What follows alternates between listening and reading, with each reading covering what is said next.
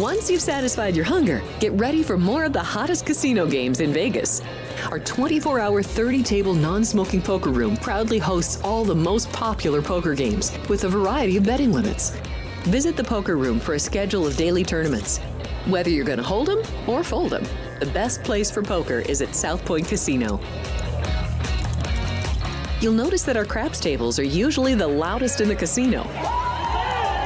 If you've never played, join one of our free craps lessons to find out what makes this game so exciting. Check with the craps dealer for schedules and give it a roll. Bingo is also an exciting way to spend your time. We offer 7 sessions of bingo every day. Bingo! And each session includes a cash ball jackpot, 12 bingo games, a progressive double action game, and a $10,000 bonus coverall. Electronic units are available. If you haven't played bingo with us, give it a try today. Guests can also get in on the action at our one-of-a-kind race and sports books, 2 separate rooms designed to maximize your experience and comfort. Our sports book, with over 400 seats, puts you right in the middle of the action, 24 hours a day. The friendly ticket writers are happy to help, and it's conveniently located next to the famous Del Mar Deli, where you'll find supersized portions of delicious deli items like roast beef, pastrami, and Reuben sandwiches, or soups, salads, and pizza, plus spectacular desserts fit for a king. And right next door is the race book, over 150 seats, each with its own TV screen. There are 16 interactive player terminals, so you can bet right from your seat. Sports by the book. Sports by the book. Sports by the book. Sports by the book, South Point Studio. We don't make stuff up here. I would only play the Pirates team total going under. What the hell happened to Minnesota's pitching? This total has really crashed without plumbing the lineup. I think this number's too high, but they're laying me the 6. Oh, I know. Caitlin Clark drives handle on the WNBA. Never mind all these Mickey Mouse other stations. We are giving you hands-on information. It's Sports by the Book at the South Point Studio. Here's Jeff Parles and Alex White. Good morning. Welcome in. It is Sports by the Book right at 10 o'clock in the morning, as always, here at the South Point Studio. I'm Jeff Parles. She's Alex White. Dumper got home for you last night. Yes, he did. Very unlucky night for you, Jeff, all around. I wish I had known that James Wood was going to have to go first. That does change things. And Rooker lost by an inch, basically. Yes. Which, why do we not have a swing off? Like, what are we doing here? Yeah. Just do the swing off. It takes an extra 3 minutes as it is. Silly. Regardless. But Cal Raleigh, of course, wins the home run derby. We'll have more reaction later because we got to get right in to our guest here today. Our good buddy Wes Reynolds joins us right now, sports betting analyst, one of the best golf handicappers, not just in the country, but the entire planet. One of the co-hosts of Long Shots as well. Wes, good morning. Because we're out on the West Coast, this event begins tomorrow for us over across the pond in Northern Ireland. Yeah, well, we hope these selections don't go in the dumper today. Hopefully we can get it going. Final major of the year over here at Royal Portrush. Very early for us here on the West Coast. So get the Peacock up and loaded. 100%. And Wes, just real quick, of course, we saw a previous British Open in recent memory just before the pandemic, which honestly feels like it was not recent memory, but it was only 6 years ago last time they were here. And Wes, it was a fun event. And what do you anticipate from this course this go around now that the guys are a little more familiar with seeing it, at least in the recent past? Yeah, Jeff, even though we're going to get some intermittent rain, I think really throughout the event over the weekend, the wind looks fairly benign compared to what we saw a couple years ago, where on Thursday, and especially if you remember that Sunday final round where Shane Lowry just kind of put it to bed and ran away from everybody, it was nasty weather. So that's what you can always get in the Open Championship. But they haven't had a lot of rain leading into this. It's been a relatively warm summer over there in Northern Ireland. So I think that this course probably going to play a little bit firmer and faster. And it's a little bit different from some of the other Open courses in the fact that if you've watched the Open in the past, you see these guys, they can run these shots onto the greens and, bump and run a little bit. You can't really do that here because these greens at Royal Portrush are elevated. And they're very small. They're about 5,400 square feet on average. So you got to fly the balls onto the green and really land them there, because they have these runoffs, which are going to really test your short game if you can't hit these greens in regulation, which is tougher to do than I think a lot of the average courses in the open rota. And then you have various angles and elevation changes. The greens are kind of tricky. They're going to be super slow like they usually are, 10 on the stimp meter. So, the putts, it seems like they're going to take forever to get to the hole, but it's a links course, and that's what it is. So you do have some similarities to other courses in the Rota. Fairways are a little bit narrow, but not a lot of thick rough really to give these guys any trouble. Wes, we've got Scotty, Rory, and John Rahm has really worked his way back to have some of the shortest odds and be one of the best in the world again. Any of those three that you are betting on for this weekend? Well, I can't really make a case against Scotty or Rory really any single week. And Rory, a former Open champion, played very well in Scotland, even though he finished runner-up to Chris Gotterup last week. But John Rahm is the only one of those three that I did bet. I got a little bit better number than market at 16-1. I know he's 12 pretty much across the board. He hasn't even won this year. It's been a winless campaign for Rahm, but I think he's rediscovered his game in the majors. He finished top 10 at the PGA, finished top 10 at Oakmont for the U.S. Open, 7th or better in 3 of his last 4 Open championships. And I like how he played on Sunday, even though I don't think either of these lead-in events, whether it was Live Valderrama or the Scottish Open at Renaissance, are really like what you would call quote-unquote good prep necessarily for this event. But to shoot 65 on a tough golf course on Sunday, finish one short of Taylor Gooch, I think is a pretty good sign for John Rahm. And he's not been playing badly. He just hadn't been closing the deal. But this is the guy that's got the game to win here, no question about it. Wes, let's go to another name that actually Robbie Callan brought up a week ago, and that's Victor Hovland, who had a good showing over the weekend at the Scottish Open, still looking to bust through and to win his first major. We have seen him historically play well on these links courses. Yeah, we have, and no worse than 13th in any of his 3 other Open appearances, putting aside that missed cut at Royal Troon last year. Here's the story with Victor.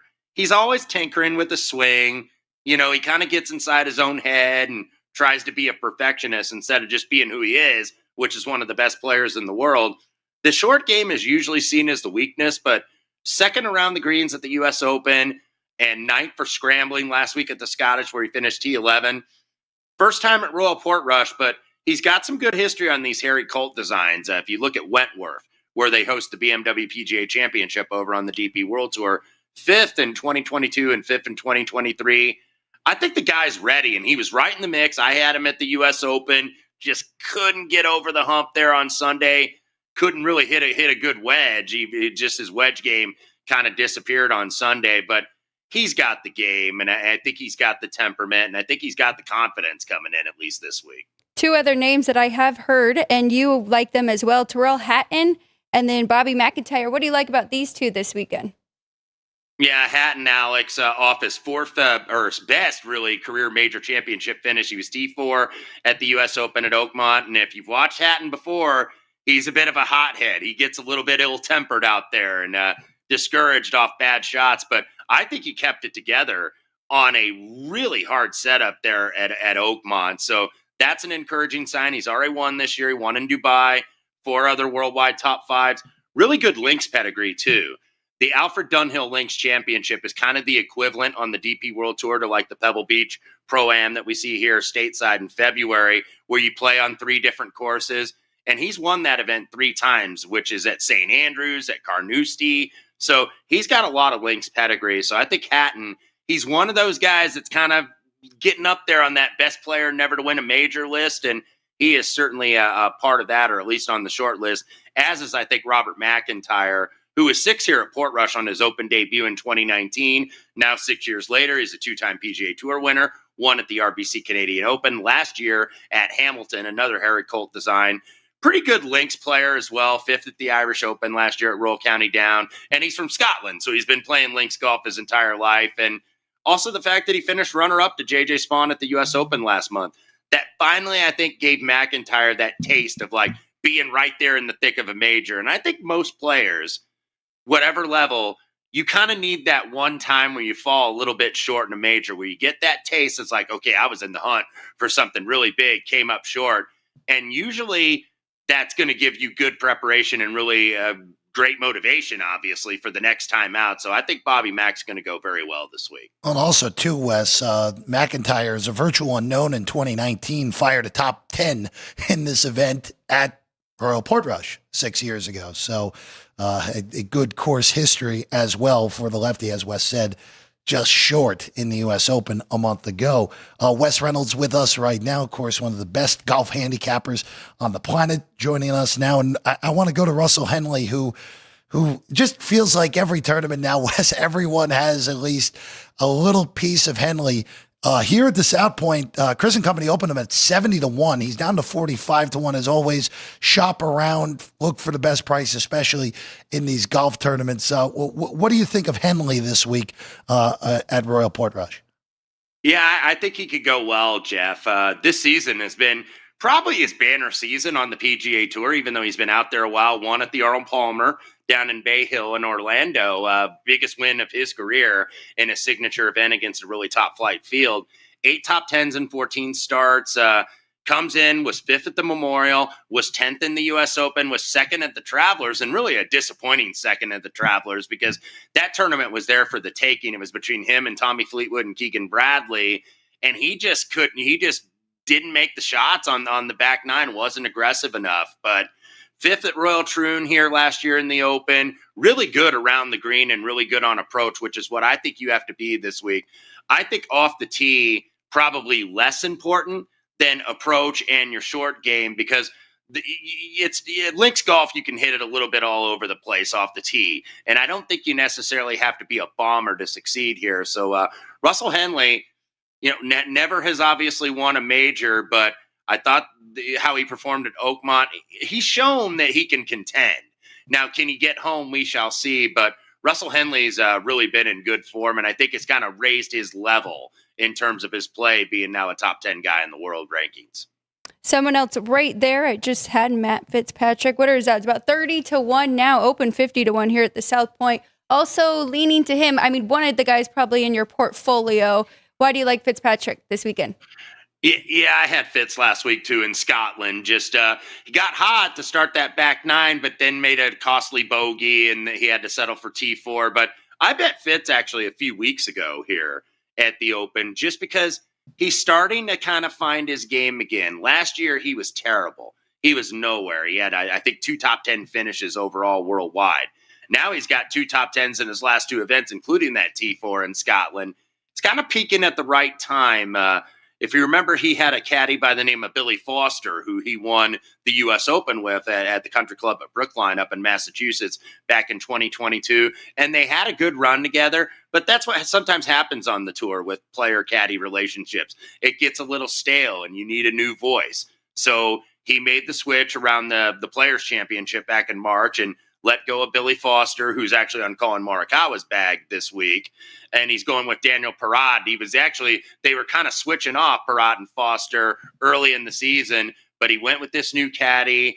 And I think he's been in a more positive frame of mind. You're starting to see him play well. We talked about those top 10s in Scotland and Detroit, top 10 at the PGA, led the field in putting actually at Oakmont for the U.S. Open, even though he wasn't in contention at the end for the win. But Matt Fitzpatrick, he's got the game and he's added power over the last couple of years, which, you have to do, I think, to compete week in and week out on these tours. But Matt Fitzpatrick, I think, should go very well this week. He's an aces putter, too, so he putts very well on these slow greens where his game is almost Spiethian, where you feel like he's going to make it every time. So Matt Fitzpatrick on the card this week. Let's go to Keegan Bradley, who, of course, won a few weeks ago at the Travelers. The captain of the Ryder Cup team might be a playing captain when this is all said and done on Long Island in September. What are we looking at this week with Keegan here at the Open? Yeah, I think he should be a playing captain already. We were able to win with him at the Travelers as Tommy Fleetwood kind of spilled some milk there, fumbled the bag a little bit on 18, and we benefited with Bradley. I think he should already be on the team. But if he can at least contend here, let alone win, then obviously there's no discussion here. 5 other top 10s, by the way, including at the PGA, aside from that Travelers win.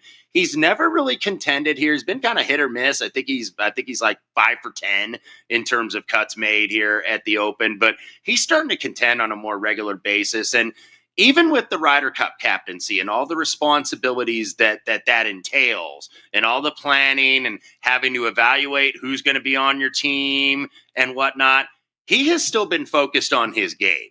And he has been playing very well. He did win last fall at the BMW, won at the Travelers, so he's starting to be consistently on more and more leaderboards. So Keegan Bradley, I did not think – he's not a guy you think of when you think of the Open Championship. I did not think I was on him, but he popped in a few different statistical categories, especially with his iron play. So Keegan Bradley makes it as a little bit of a longer price. Wes, I like your list here. Really good golfers on these links courses.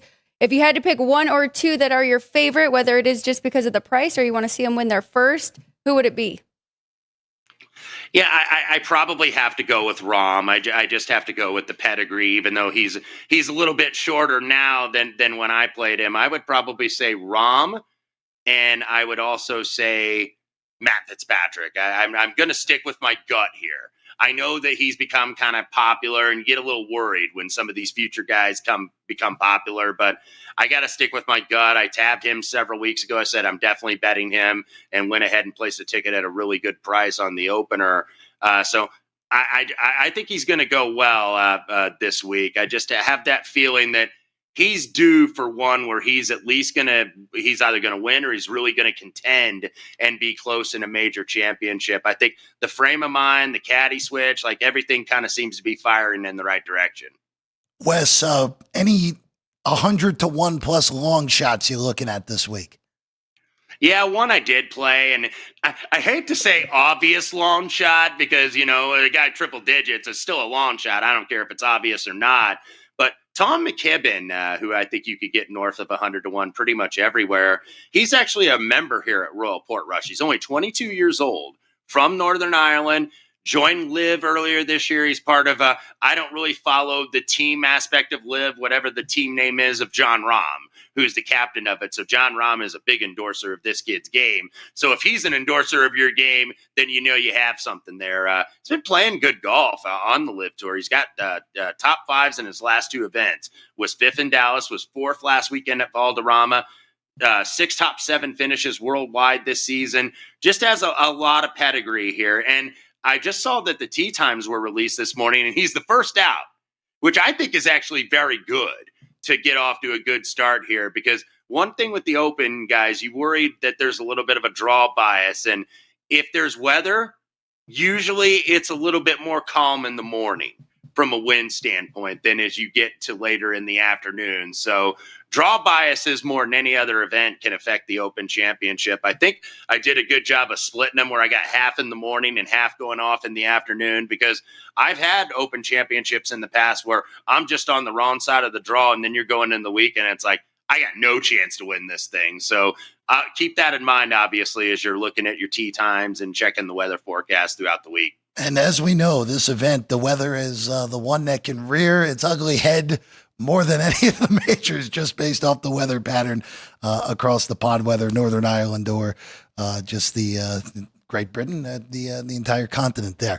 All right, he's Wes Reynolds. Get him on the tweets, Wes Reynolds 1. Again, one of the best golf handicappers there is. You see him on long shots as well. Wes, pleasure for have you this morning. Thanks for taking the time, and good luck this weekend. And I know you'll be up overnight watching this thing over the first few days. Yeah, same to you guys. Thanks for having me, Jeff and Alex. Absolutely. Wes Reynolds, everyone. All right, we are going to take a quick break. When we get back, maybe we'll find an angle on the Major League Baseball All-Star Game, some WNBA, and as well our reaction to last night with Cal Raleigh winning the Home Run Derby. When we get back, Sports by the Book, South Point Studio.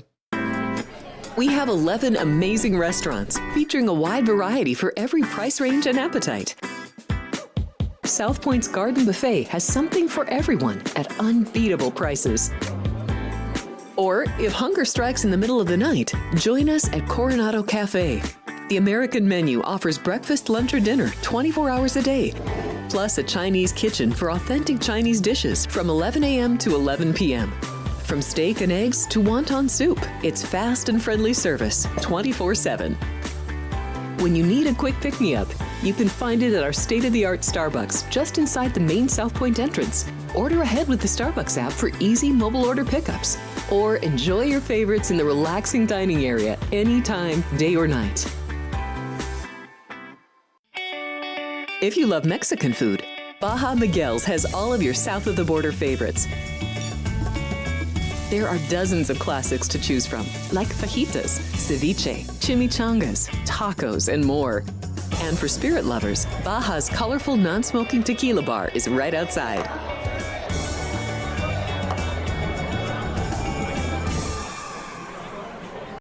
Football contest sign-up season is here, and you don't want to miss out on the action. With millions of dollars on the line each and every week in the world's biggest football contest, there's only one proxy to trust, footballcontest.com. Maddie and Tony have set the gold standard for football contest proxy services with 20 years of experience and over 13 million in winnings for their clients. All you have to do is get to Vegas between now and the start of football season to sign up in person, and they do the rest, making sure your picks are entered every week. Whether you want to play in the Circa Sports Million, Circa Survivor, Super Contest Gold, or the new Super Contest College Contest, Maddie and Tony have you covered. Their new website has everything you need to know about these football contests and more, including how you can reserve the best proxy in the business. Experience matters, so go with the pros at footballcontest.com, the gold standard proxy service.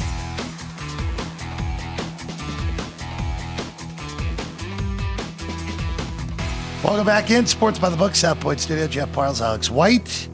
All right. Big thanks to Wes Reynolds for hopping on with us today. Trivia question in the bottom. It is actually already answered. So sorry for everyone in the bottom, but we'll tell you that in a little bit. All right. Let's go to some Major League Baseball of All-Star game here, Alex. So tonight at Truist Park in Atlanta, Georgia, where you got Tariq Skubal starting for the American League and Paul Skeens starting for the NL. The NL is the smallest of favorites, -110, total of 7. But Alex, I'm just going to throw this out to you here because this is pretty hard to do this from a traditional sense. All these pitchers are going to go 1 inning max. It's just the way it is. You have nine, maybe 10 pitchers on each side. The total is low at 7. The no runs in the first inning. I've seen it as ridiculous as -160 for no run, which is crazy, obviously, but knowing the pitchers. But you're looking more to getting a little more creative here tonight with this game because the regular angles are just difficult. Yeah, I'm looking down the board here at an MVP, seeing if I can find an angle there. Now, I do kind of lean to the NL side, and if you look at the list of pitchers who have opted out, I think there's more in the American League that they could really use with Crochet. I'm going to have to pull that up. A few more that I would like to see actually play and would trust them more. DeGrom is another one. Kikuchi. So I think that really the NL has a little bit of an advantage pitching-wise. Wheeler will be going. And then I also do think that they have an advantage with the bats. So first, I'm looking down the list, looking for somebody for MVP, looking at the National League side first, but I am going to put a small flyer on somebody in the AL, but we'll get to that. Do you have a sider that you are leaning? Do you agree with that with the National League? I don't know.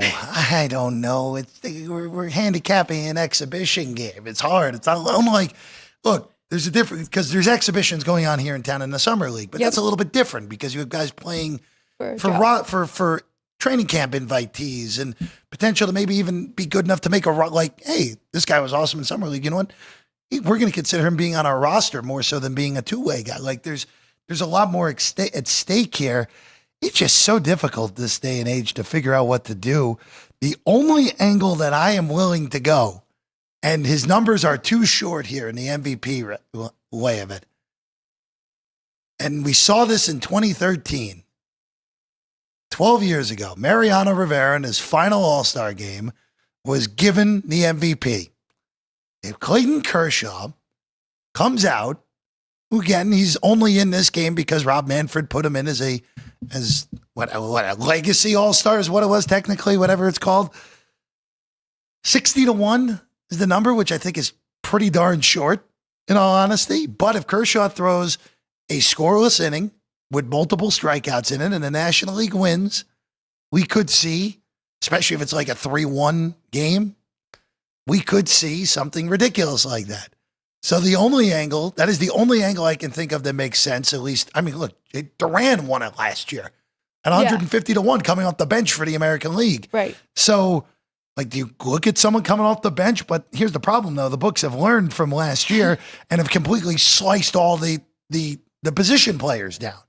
So it's almost impossible to find a good angle here other than that. The only one I can think of narrative-based with Kershaw, but that's going to take the NL winning plus Kershaw throwing an inning that he is dominant in, which he could, especially if he faces the right part of the order. Plus a low-scoring game potentially, which I'm kind of leaning to the over happen. there. Oh, you are? Well, I mean, we saw yesterday in Atlanta, it's hot, it's hitting conditions. As I mentioned, I mean, a bunch of the top guys are not pitching, so I think that we'll be able to, I don't know, see some runs. That's the way I'm leaning. I really have no idea either, but I was thinking a Cubby might be the winner, and it is a starter with Kyle Tucker at 30-1. I thought those were pretty good odds. I do not hate your Kershaw. I might have to add that in there, but my last one for the AL, if the AL was to win, I do think it would probably be a lower scoring game. And maybe they keep Brian Wu in a little bit longer since they don't have a few of the AL pitchers like DeGrom and Fried and Crochet. So maybe we keep it a whole Mariners All-Star weekend here and Brian Wu gets the MVP at 200-1 is what I found him at. No, that would be fun. That would be fun. I just, it's so hard at this point. It's really mostly an unbettable event at this rate, mostly. But we can find, like, again, just these small, like, you're betting 0.3 of a unit here today. Like, just keep it small. Yes. If you're betting the Major League Baseball All-Star Game. Yesterday, Cal Raleigh got home. I still don't know why they didn't do this. Like, why not a swing off with him and Rooker? It just legitimately, it was inches was the difference between Cal Raleigh being eliminated in round one and then going on to win the thing with, honestly, an unbelievable performance in round two and the final. Yes. Even though I thought Caminero had a real shot of catching him in that final, just ran out of steam. Alex won our contest pretty easily. But in the end, the dumper, who is Big Dumper's had an amazing year, going to set the record for most homers by a catcher in a season pretty easily, adds the home run derby trophy and chain to his mantle with that win last night. Really cool. First catcher. And we talked about that yesterday, kind of being concerned with that no catcher has ever won. And yeah, really good job. I thought it was really cool with his dad and his brother and them talking about the brother at the end so much, really like pumping him up the entire time. I wonder if that changes things moving forward, if more people try and get that approved or if they just say you can't do that from here on out. But more fun is better. I think so. I think everybody really enjoyed it. Just do it. I wouldn't. If anyone complains about that, come on, it's the home run derby. Yeah. Let's be real with ourselves here. But it's interesting. Just seeing that event. I don't know if this current format makes a ton of sense. But again, it goes back to what we saw in the past, the 10-out format. It got stale. Yep. It just might be a consistent shifting of the rules over basically every 2-3 years, more likely than not. All right, let's go to the W real quick, Alex, here today, just because Clark is in action. And Indiana's only a 16-point road favorite tonight. But hey, the Sun won as an 18.5-point underdog last week at home against the Seattle Storm. There are Caitlin Clark props, as Vinny mentioned, of course, last week. Clark drives the action here. Alex, I have to imagine there's not really a great betting angle here with this being a 16-point line in a road team, other than, all right, maybe you just take points and hope Connecticut play them tough for the whole 40. Yeah, nothing for me in this one. Of course, you just have today and tomorrow before their All-Star break, and then their All-Star game will be on Saturday. So, got to play tough down the stretch, and the Fever still need every win they can get, sitting at 11-10, right? Still trying to secure their playoff spot. So it's hard to just grab the points there with the Sun. And, of course, the WNBA All-Star Game is in Indianapolis. So, of course, it is this year. By the way, 5 games tomorrow. We will look at those 5 games here on the show tomorrow. And then one last one, just to give everyone the numbers. LA's a 1-point favorite against Washington. If the playoffs started today, Washington would be in. They would be the 7th seed right now. The Las Vegas Aces would be out entering today's action. Again, what the Valkyries have done, even with 2 straight losses, they've already gone over their win total. Not even halfway home. They already went over their win total, to say the very least. A very impressive year for Golden State. And Nakasi's got to be the coach of the year. Yes. If Golden State makes the playoffs, I don't even think it's an argument. No. You and I were talking before the year. That roster is one of the most oddly constructed rosters I can ever remember in any professional sports team. And Natalie Nakasi's got them at 10-11 with a win total of 8.5 going into the year. I think that if you get to 20 wins with this team, she should run away and hide with coach of the year in the WNBA. Kind of is like football when you lose both coordinators, right? And that's what the Aces have gone through. And now here we are with the Becky Hammond tree. But I'm with you. I definitely think she's in the running for coach of the year. Yeah, really at this point, realistically speaking, it's really just her and Nate Tibbetts are really the 2 arguments. Tibbetts, of course, coaching Phoenix, who's had a great start to the year. We thought they would be a playoff team. We didn't think they'd be a top caliber team like they've been so far this year. I think those are your 2 choices right now for coach of the year in the WNBA. All right. We're going to take a quick break. When we get back, we'll give you the trivia answer. We'll see what makes the whiteboard for Alex here today as well. And then we'll say goodbye on a Tuesday because we'll tell you what's coming the rest of this week. We got to prepare a lot of fun stuff coming the rest of the week here on Sports by the Book.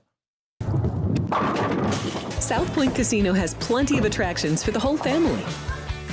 Catch a movie. Our 16-screen movie theater includes 2 XD Extreme screens for the ultimate in viewing, sound, and luxury. After the show, treat the family to a variety of treats at our old-fashioned ice cream parlor, Kate's Corner. We scoop up a variety of creamy concoctions, including smoothies, hand-dipped cones, milkshakes, malts, sodas, and sundaes. At Kate's, there's something for everyone. And if you've still got time to spare, our bowling center might be right up your alley. Voted Best of Las Vegas, it's a great place for friends and family fun. 64 lanes, a pro shop, snack bar, and arcade.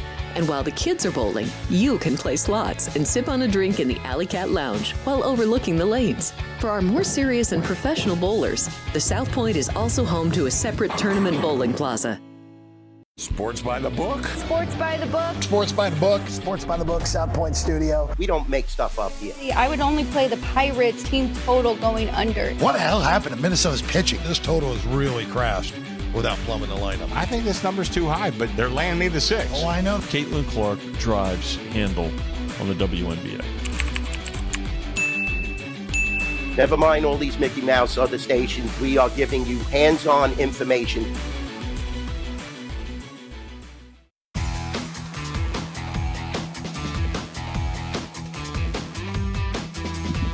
Welcome back in. Wrapping things up here on a Tuesday morning here on Sports by the Book. Jeff Parles, Alex White. Big thanks to our guy Wes Reynolds for hanging out with us this morning. Trivia time. This is a little more complex here. Vince still making them difficult for everyone. So on this date, and this is again very odd that this was a midseason, but that was where the construction is. Mariners and the Padres played the inaugural game at Safeco Field, which is now, of course, T-Mobile Park up in the Pacific Northwest in Seattle. Who threw out the first pitch and who caught the ceremonial first pitch?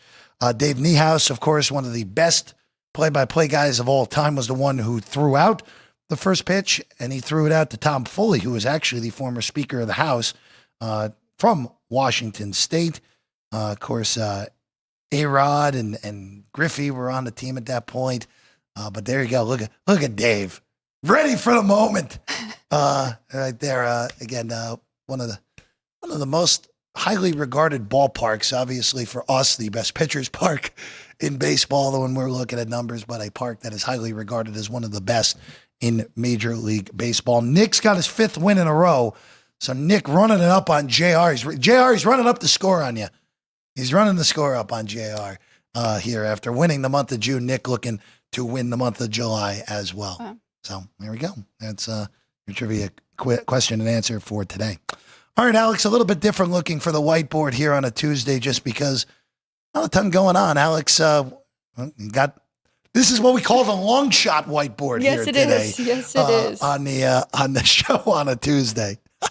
Well, and as Jeff mentioned, I am not betting a lot on either of these by any means, but going for my MVP here with Kyle Tucker for the National League at 30-1 and Brian Wu 200-1 if the AL wins.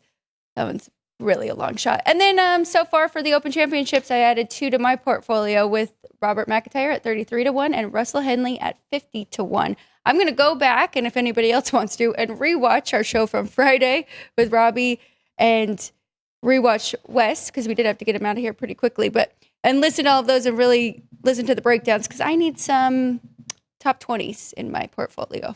Yeah, I'm going to be on Victor Hovland and just I need to find who's got the best number here in town at this point. Feels like this is the week Hov finally busts through, but be some top 20s again, as well as you mentioned. Those are good markets to bet in golf. All right, that's what we got for you here today. Tomorrow on the show, our NFL soft launch for 2025. We'll go through all the odds that are available. We won't have a lot of picks tomorrow, but we're at least getting everyone set for what's coming in the NFL for 2025. Look through all the divisional odds, Super Bowl odds, conference odds, some awards to look at as well tomorrow on the show. And then Thursday will be our second half MLB preview. So a lot of previewing coming these next 2 days here on the show. Shout out to everyone who watched us. Shout out to the crew led by our good friend Ryan McCormick. As always, Jerry Drew Dog and Vince and Jerry. We are back tomorrow, same time, same place, right here, Sports by the Book, South Point Studio. Good luck if you're betting the All-Star game tonight.